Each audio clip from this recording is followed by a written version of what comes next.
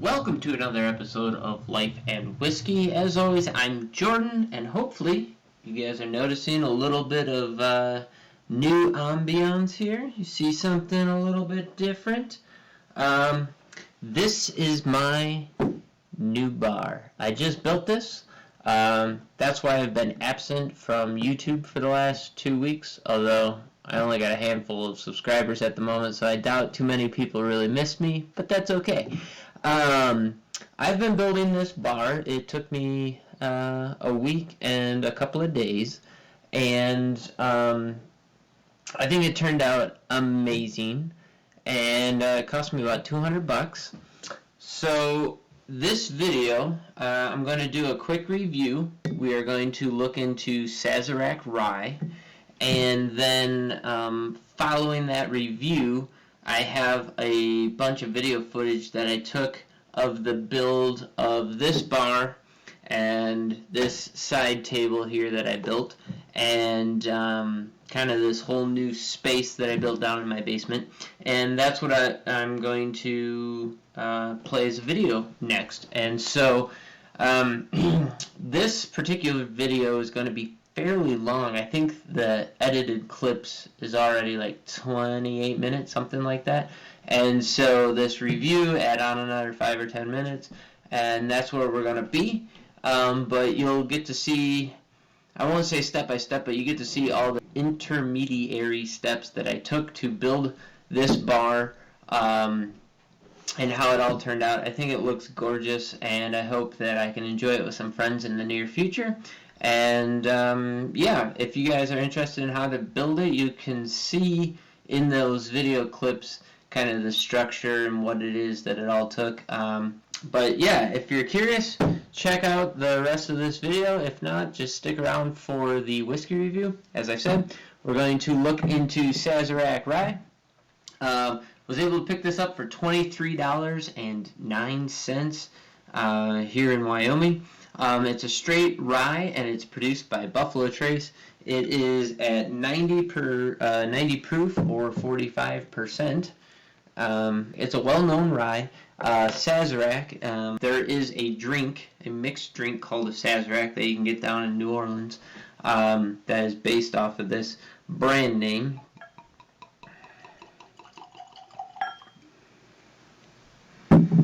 Alright, so let's get into this bottle.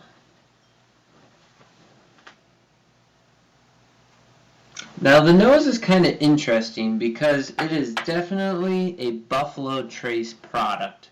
It kind of has that characteristic florally smell, which is not characteristic of a rye. But I get a little bit of clove and spice in there. But it's very, very floral. It smells a lot like Buffalo Trace or Ancient Ange. It definitely has that fingerprint of Buffalo Trace. But it's very floral. It's like walking into a flower shop, kind of florally. If you dig in deep, you can get a little bit of eucalyptus out of there. But it's just very perfumey. If you stick your nose way down in there, I get a lot of apple and just light fruits. It's just classic Buffalo Trace profile.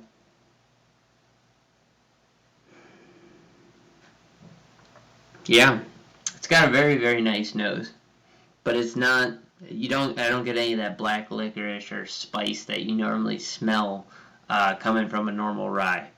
So, like, you put this and Bullet head to head, they're not very noticeable as being the same in the same category.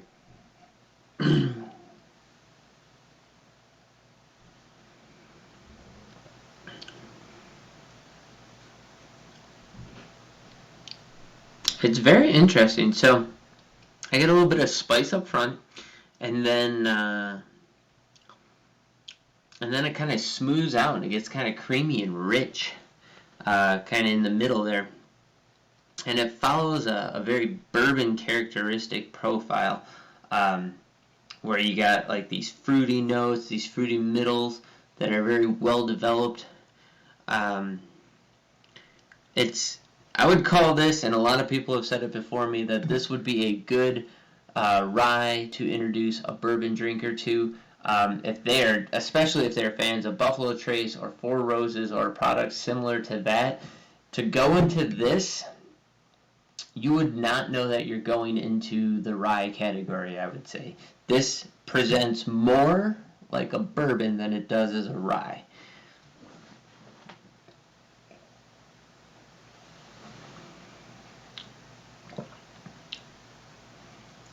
It has a very potpourri, I mean, you get that. The eucalyptus smell is what it tastes like on the back end of the palate. Ripe apple and caramel in there. It's just a lot of notes that you find in bourbon. You just find in this. It's very easy drinking, very smooth, very sweet and floral. Let's go in for the finish on this one. Let's see where the finish ends up.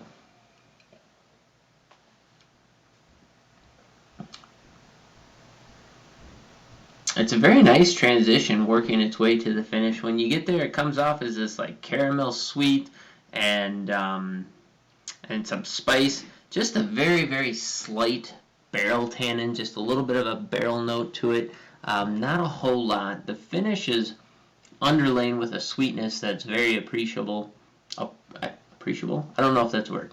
I can definitely appreciate it. Let's just say that.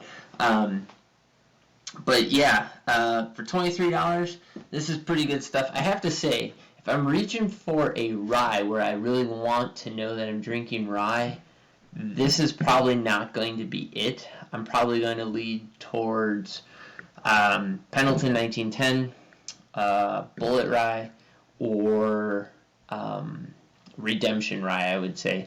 Another one that I know most people can't get in their area is going to be John Jacob. It's produced by Mischief out in Seattle, Washington, and it's really only found in Washington. But if you're ever out there and you're able to get it, pick up John Jacob Rye. It's excellent. I wouldn't necessarily put it directly in the rye category as well because it's very caramely.